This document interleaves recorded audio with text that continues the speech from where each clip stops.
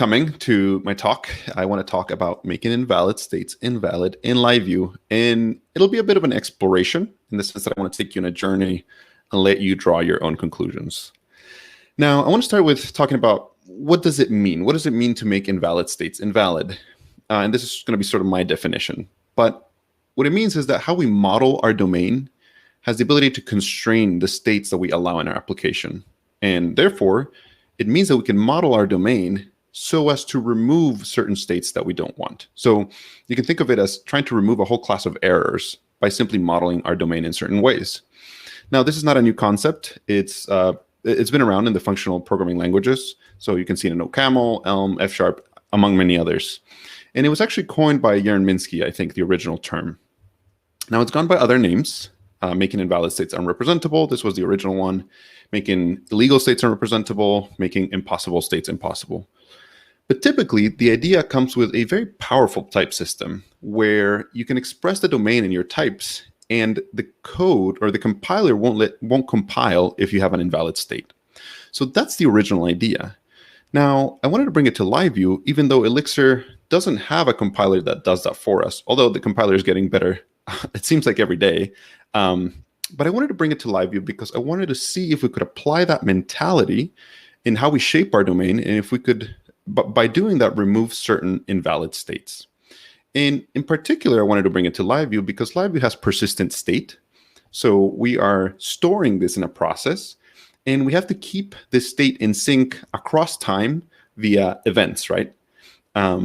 And the other thing is that our users see this state, right? It tends to be reflected in the UI. And so any bugs that we see are almost immediately apparent. So that's why I wanted to bring it to LiveView. Now, what I want to do is walk you through a flight booker example. What we'll do is talk about sort of two implementations. One is perhaps one where we haven't considered the domain modeling implications, and another one where we do consider that and try to see if we can remove certain invalid states. So roughly speaking, we'll be doing this. We're going to be building, it'll be built, but a flight booker. You can book a one-way flight, a two-way flight. We want to be able to show feedback to our users, some errors, have some validations that, the departure can't be before the return date, or sorry, after the return date. And, we can book 2 flights. So roughly speaking, that's where we're aiming. So let's dive into the first implementation, the one where we're not considering domain modeling. And perhaps this is a naive implementation, but what we'll do is we'll map each of the fields you just saw, the select, the departure, and the return inputs, into 3 assigns, right? We could pass a map maybe here, but we'll just do it as 3 assigns. So we have the direction. We'll set it as one way when we mount the live view. The departure is a date, and the return we'll set as nil at the beginning. We're going to render those a normal form. We'll actually have a select that will take the direction, a text input for the departure, a text input for the return value. And then we'll handle that submission, normal stuff. We'll handle the event for book. We'll take those parameters and we'll pass them to a module. And for now, we're not going to do any error handling or anything like that. So we'll get into that later. But we'll pass that in. And what that function will look like is we're just going to do a case statement in those params, grab the departure. We could consider here booking the trip, and then we say, you have booked a one-way trip with this departure date. For a two-way, we grab the departure, we grab the return date, and we do the same thing. We book the trip, we pass a two-way message. So that code actually builds this, so we can actually have a one-way trip or a two-way trip.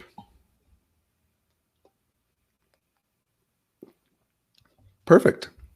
So we grab this, we ship it to production, we're celebrating, and then in come the bugs, right? So let's take a look at a few bugs, a few example bugs here. You have a customer, they call you, they say, hey, I booked a one-way flight, but I got charged for a return flight as well. That's not good, you refund it, okay. You have another customer, and there we go.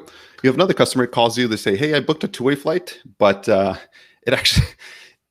I made the flight over there and I was expecting to get a return flight, but I never got anything. I'm now stranded, right? Well, a little bit worse, and again, this is just some potential bugs. Now, one of the reasons why this can happen is that our domain allows it, right? Let's look at our domain right now. This is our current, although it's implicit, domain model. And it's implicit because it's implicit in the assigns. We're not really keeping it anywhere other than the assigns in the state in LiveView. So We have a direction. It could either be one-way or two-way, a departure that's either a date or nil, and a return value that's either a date or nil. Now, because it's a map, in order to consider the possible states that this could get into, we have to look at all the possible combinations of states. So if we list them out, these are all the possible combinations. We have 8 possible combinations. So if you have a one-way flight, you could have a departure and a return that both have dates, or a departure nil, return date, date nil, nil nil. And now if you consider the two-way flights, same kind of thing, right? You have either 2 dates, nil date, date nil, or nil nil. So our domain allows for all of these 8 possible states, when in reality, 6 of these are invalid, right? If you look at the first state, you'll realize that's the one where your customer calls you and said, hey, I booked a one-way flight, but you charged me for a return trip. And if you look at the second from the bottom, you'll see that that's the two-way flight where your customer is stranded somewhere because they booked a two-way flight, but the return flight was nil, right? So there's 6 invalid states, which means there's only 2 valid states out of the 8. And these 2 valid states are really the only ones we should be allowing. There's the one-way flight that has a departure date and no return date, and a two-way flight that has 2 dates. So let's think about a more constrained flight booker domain model. Like, how could we do this? And let's first express it in natural language. We can have a one-way flight with departure date, or we can have a two-way flight with a departure and return dates. And that or is important. That's part of our domain modeling. So the way we could do this is by using a sum type. So this is our domain model that we could, it's one possible implementation, I should say, of the domain model that we could represent. So we could have a one-way, we're going to tag a date, and here we're using a tuple to have a fixed size. We're going to say it fits one way, it only has one date. Or, and that's a pipe right there, or the divider, two-way and 2 dates, right? And because it's a sum type, when you list out all the possible states, you're adding their states as opposed to checking all the possible combinations, right? Now, how do we implement this? A possible implementation is that we have a module called Flight Booker, and we have a function that's one way, and it only takes a date. We pattern match on that, and we tag that value, right? We have a tag a one way, and we put that date. And we have a two-way function. We tag those 2 dates. We pass only dates, and we tag those 2 dates. Now, we could do a more advanced way of tagging. If you don't like tuples, you could use structs, but note that they should be 2 different structs, right? A one-way struct and a two-way struct. You could even enforce keys, that kind of thing. For the rest of the presentation, I'm going to kind of go with tagged tuples because I like how this forces us to think about things. Okay, so that's our new domain model. Now, let's talk about the implications of that new domain model in terms of LiveView. So I think of it as 2 things. There's 2 implications. One is how we render things to the user, and now we need to render this less common and perhaps more complex domain model. And the other one is how do we handle the events that come with user input. So let's take each one of those at a time. We're going to first look at how we render a complex type. In this case, we're going to just mount it and pass a single assign. We're passing that one way with a date. And this is how we're going to render it. We're going to make a case statement inside the form with the booker. And we're going to pattern match here. So if we have a one way, we're going to grab the departure and we're going to render the select. It already has a value of one way, so that's no longer dynamic. We pass the departure and we disable the return. If we have a two-way flight, we have the departure, the return, and we fill out the select is two-way, and we fill out the 2 text inputs. Now, I will be the first to admit that I was not a big fan of case statements in my EX templates. I don't really like them, but the more I looked at this and the more I used this, the more it grew on me. And I like it because our domain model is forcing us to clearly outline how to handle each scenario. This is very declarative. If you have a one-way, if your state is one-way flight, then this is how you render it. If you have a two-way flight, this is how you render it, right? So it's declarative, and it's also exhaustive. This represents all the possible states in which our UI could be in. So I really like that. There's a lot to it. And the other thing I really like about it is that it forces us to deal with potentially invalid states. Take a look at this, right? Because when we have a one-way flight, we don't have a return value, right? We don't have that return. We don't even have it as nil. So we're forced to choose what to do with this text input for the return. In this case, we disabled it. But the more I thought about it, I said, I don't even want this input here. This doesn't even make sense. So we could even remove it, right? And all of this comes just because we have expressed our domain differently. Because we only have a departure date there, we're forced to reckon what do we do with the return. And so we've actually removed an invalid state. We cannot have a one-way flight with a departure date and a return date. That return date is no longer valid. Let's talk about how we handle events. In order to handle events, because we have a specific domain model, we're now going to have to transform our user input, and I want to do it through parsing. Now, what do I mean parsing? Because people use that word in many different ways.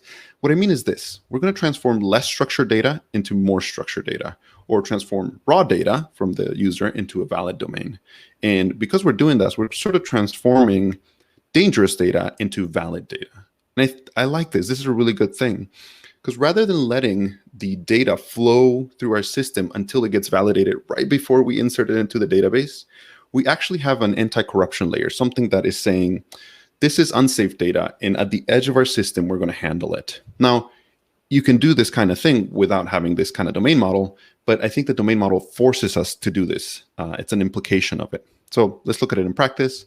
We have this event where we're going to book the trip, and we grab the params, but before we book the trip, we need to parse those params into a booking. So again, what might an implementation of this look like? And this is one of the implementations I had.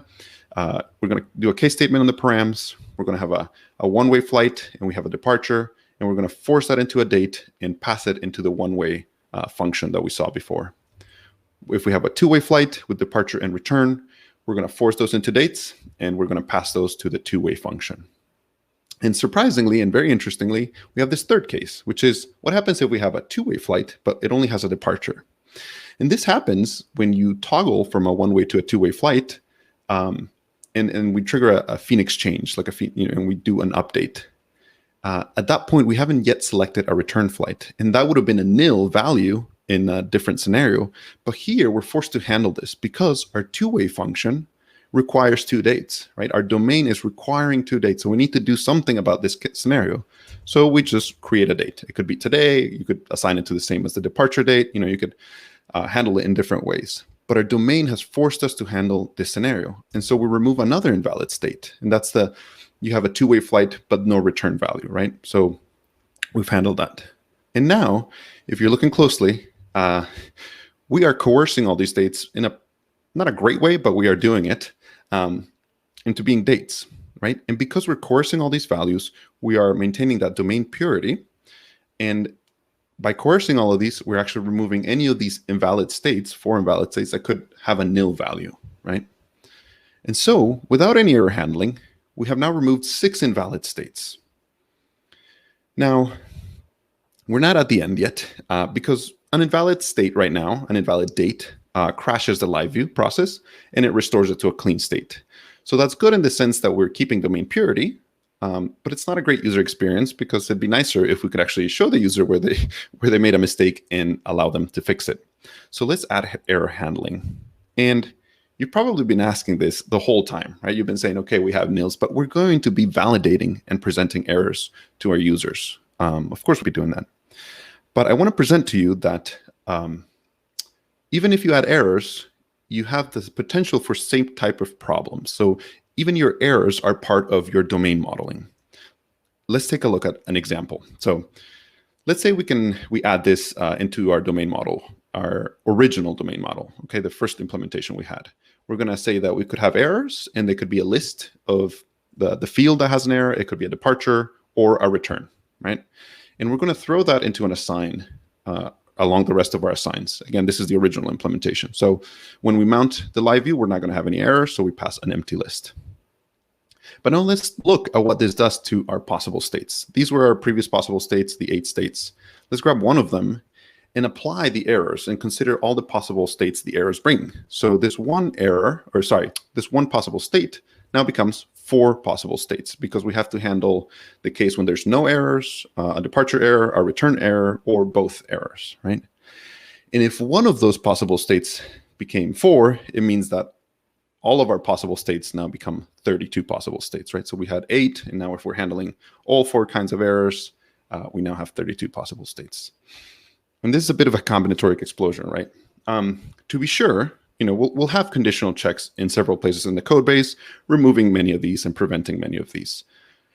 But I want you to realize or consider right now, not the concretion, but the abstraction, the notion that by adding a single assign, we have gone from 8 possible states to 32, right? And so you can imagine the explosion in complexity in our LiveView, the more we add each individual assign, if we don't consider the implications in terms of our domain model and the possible states. And so you could see that we'll cover some of these with if checks and things throughout our code base, but it's easy to miss one of these and end up with an invalid state and introduce bugs, right? Consider just one example.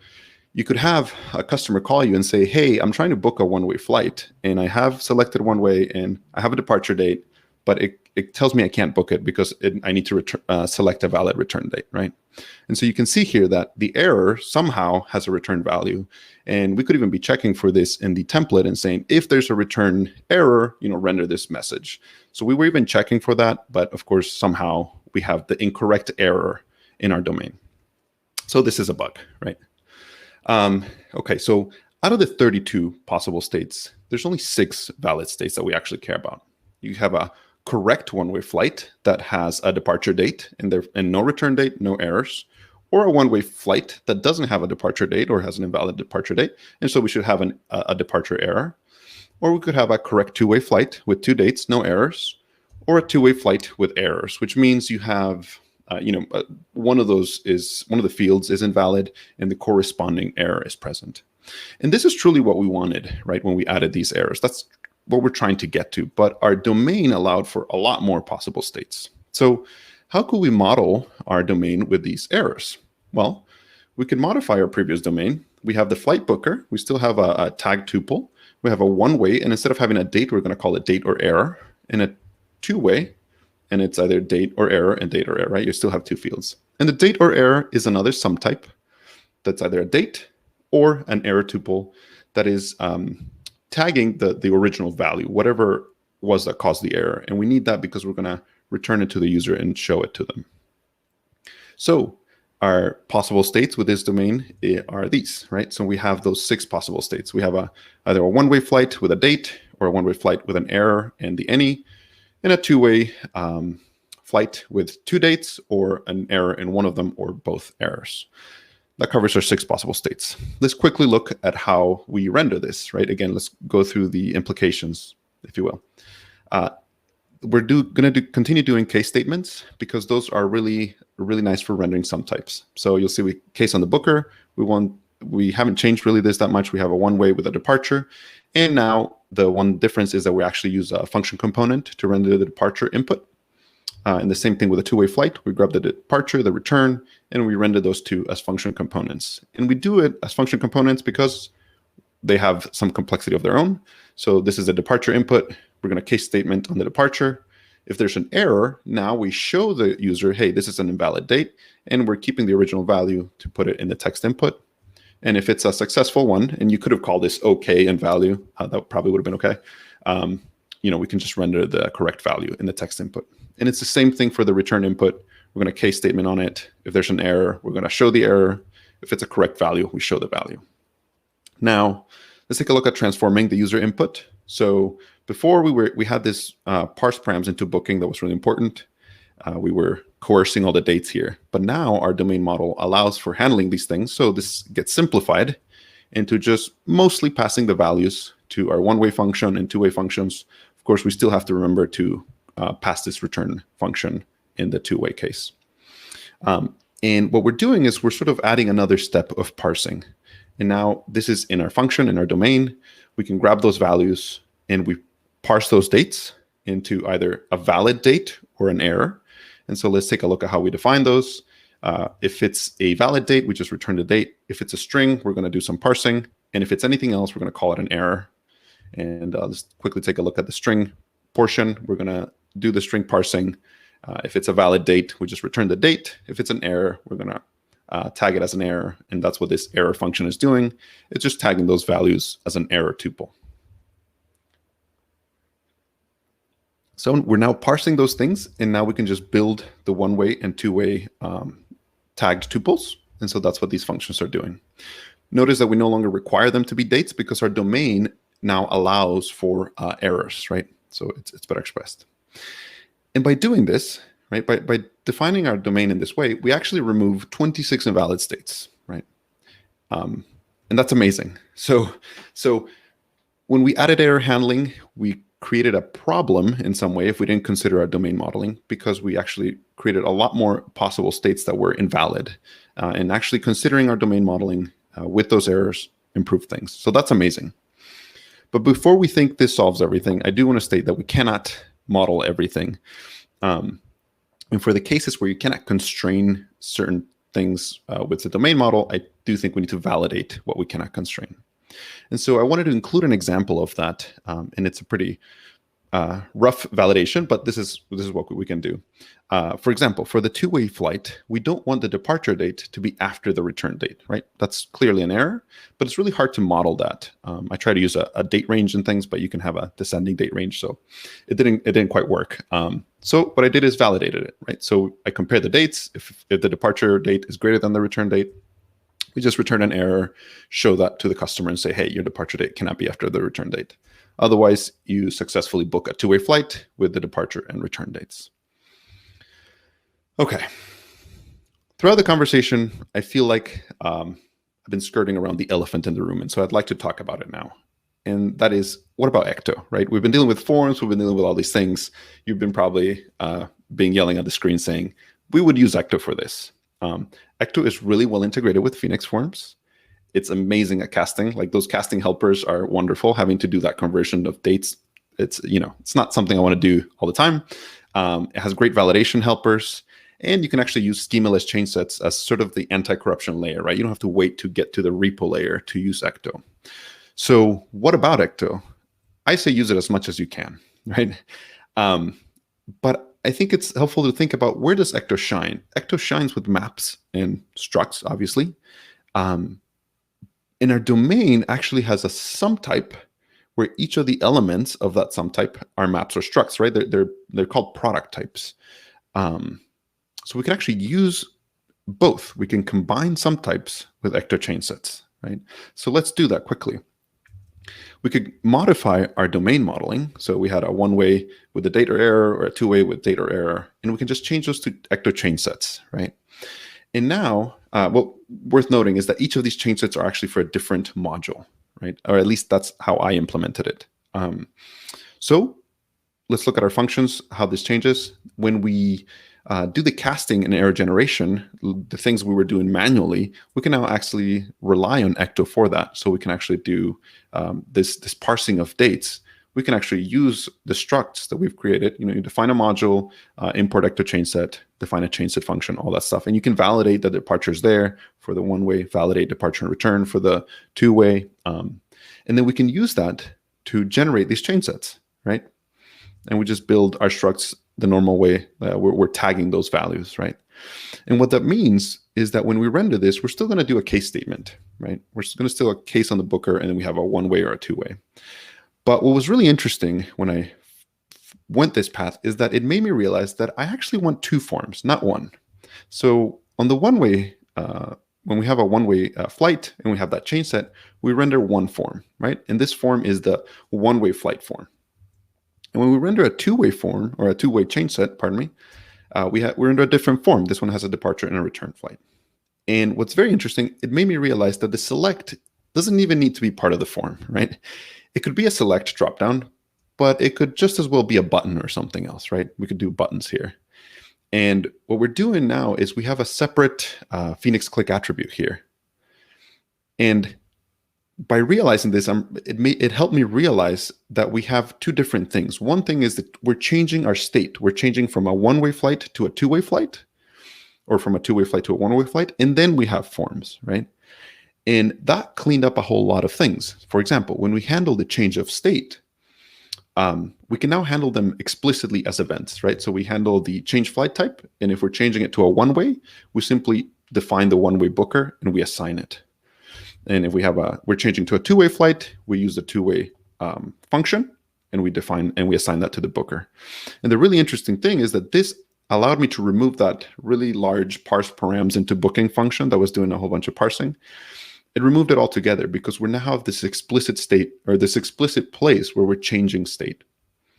And then the handling of the forms is also very descriptive and declarative. There's no more uncertainty as to, we sometimes have a two-way that has a departure but no return kind of thing. So if we have a one-way form, it's going to have a departure. We pass that to the one-way flight booker. And if we have a two-way form, we're going to pass it to the two-way flight booker. There we go. So I hope this is helpful, or at least intriguing, so that next time you are using LiveView, you think about how you could model your domain to remove invalid states. I think it's helpful to write down all the possible states, because sometimes you have more than you realize. And I would say don't be afraid to render complex types. I did not like the case statements at first, but I realized that they actually render very declaratively and exhaustively, right? It covers all the possible states that our UI can be in. Don't let bad data into your domain. I think this is something that comes out of this domain modeling. So definitely parse raw unsafe values into your domain values and validate what you cannot constrain. It's okay, right? Like, I'm not saying throw away validation. You have to do this. You only have to do parsing kind of thing. And finally, combine all that stuff with Ecto when dealing with maps and structs, because Ecto's casting and validation is really helpful. So I hope you found that helpful. My name is Germán Velasco. I did not introduce myself at the beginning. I wanted to do it at the end. You can find all my info at germanvelasco.com. And I do software consulting. So if you're interested in building great software together, I'd love to hear from you. And thank you very much.